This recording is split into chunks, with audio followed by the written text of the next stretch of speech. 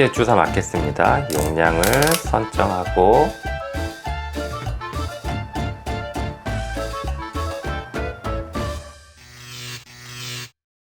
안녕하세요. 공부해서 남주는 24년차 일형당뇨인 당뇨씨입니다. 오늘은 오랫동안 인슐린 주사를 맞은 사람도 생각보다 잘 모르는 인슐린 주사 맞을 때 주의사항과 팁에 대해서 알아보도록 하겠습니다. 제가 지금 트레시바 기존 인슐린 주사 맞을 시간이 거의 됐거든요. 직접 인슐린 주사를 맞으면서 주의사항과 팁에 대해서 알려드릴게요. 자, 가장 먼저 주의사항. 저도 잘 못 지키지만 손 씻기. 혹시 모를 감염의 위험을 낮추기 위해서 주사하기 전에는 비누와 물로 손을 깨끗이 씻어야 합니다. 빠르게 손 씻고 올게요. 자, 깨끗하게 손을 씻고 왔습니다. 깨끗하죠? 그리고 두 번째 주의사항, 인슐린 확인하기. 내가 맞을 주사기 종류는 확실히 맞는지 확인하고 유통기한은 지나지 않았는지 확인하고 가장 중요한 인슐린이 변색되거나 침전물은 없는지 확인을 하고 혹시라도 인슐린이 흐리거나 입자가 보인다면 절대 사용하면 안 됩니다. 그리고 바이알 인슐린을 사용하는 경우에는 침전물이 생기지 않도록 부드럽게 굴려서 섞어서 사용해야 합니다. 이때 너무 세게 병을 흔들게 되면 거품이 생겨서 정확한 용량을 측정하기 어려워요. 그래서 주의하시고요. 또 인슐린은 개봉 후에는 상온 보관해도 되지만 냉장 보관하는 경우에는 인슐린이 차가우면 주사가 조금 아플 수 있어요. 그래서 주사 전에 미리 꺼내 두시거나 아니면 손의 체온으로 주사기를 잠시 쥐고 있으면 온도가 올라가서 조금은 덜 아플 수 있습니다. 주사 안 아프게 맞는 방법은 제 이전 영상 참고하시고요. 그리고 주사 바늘을 끼우기 전에 이 고무막의 부위를 알코올 솜으로 소독합니다. 이렇게. 그럼 세 번째 주의사항, 공기방울을 제거해야 됩니다. 에어샷, 허공주사라고도 하죠. 인슐린 아깝다고 이거 안 하시는 분들 꽤 있어요.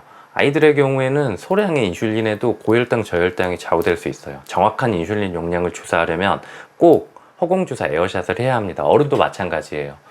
허공주사는 먼저 바이알부터 설명드리면 주사기에 주사할 인슐린 용량과 같은 양의 공기를 주입하고 바늘을 바이알에 넣고 공기를 주입해서 압력을 균형 있게 만든 후에 바이알을 거꾸로 돌리고 인슐린을 주사기에서 뽑아준 후에 주사기를 부드럽게 두드려서 공기방울을 위로 이동시키고 플런저를 살짝 눌러서 공기를 배출합니다.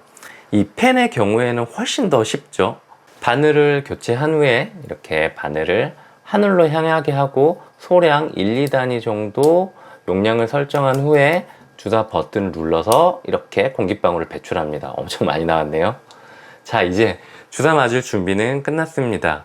주사 부위를 선정해야죠. 일형당뇨인은 하루 4회 주사가 기본이지만 추가 주사 등을 생각하면 정말 많이 맞을 때는 10번도 맞을 수 있어요. 이때 네 번째 주의사항, 같은 부위에 계속 주사를 맞으면 안 돼요. 같은 곳에 계속해서 주사를 하게 되면 지방 조직이 변화할 수 있거든요. 그래서 혹시라도 지방 조직이 뭉쳐있는 비대 현상이 생겼거나 반대로 위축되어 있다면 그 부위는 주사를 피하는 것이 좋습니다. 이런 부위는 인슐린 흡수율도 저하되고 흡수 시간도 늦어져요. 각 부위마다 인슐린 흡수 속도가 조금씩 다른 것 아시죠? 이것도 이전 제 영상 참고하시고요. 자, 이제 기존 인슐린 팔에 맞을 거거든요. 주사 부위도 정했고 알코올 솜으로 주사 부위를 소독하겠습니다. 알코올 솜으로 주사 부위를 소독합니다. 알코올이 마를 때까지 살짝 기다려도 되고요. 손바람을 이렇게 살짝 불어줘도 괜찮습니다. 이제 주사 맞겠습니다. 용량을 선정하고 아시다시피 인슐린 주사는 피하 주사입니다. 원래는 피부를 잡아당겨서 주사 부위를 만들어서 주사하는 것이 원칙이고요. 성인의 경우 90도 각도로 주사해도 괜찮지만 피하 지방이 적거나 아이의 경우에는 45도 각도로 꼭 주사해야 합니다. 저는 팔에 맞는 경우에는 혼자서는 피부를 잡고 주사하기 힘들어요. 그래서 피부를 잡지 않고 그대로 45도 각도로 주사하고 있습니다. 자, 주사하겠습니다.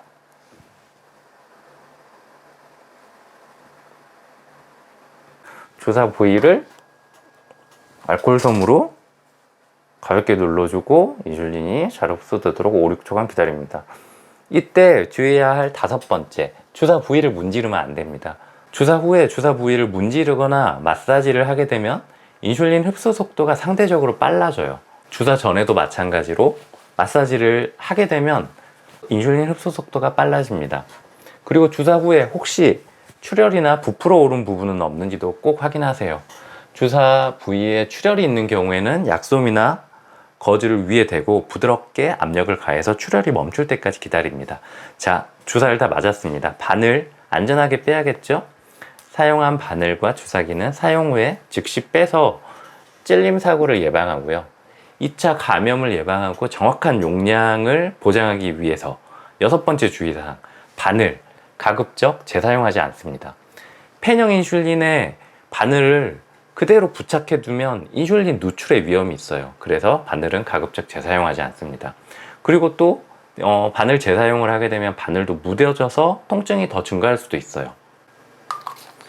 자, 이렇게 다 사용한 주사기, 바늘 잘 버려야겠죠? 가정에서 사용한 주사기나 바늘은 의료 폐기물에 해당되지 않습니다. 일반 쓰레기로 버려도 괜찮습니다.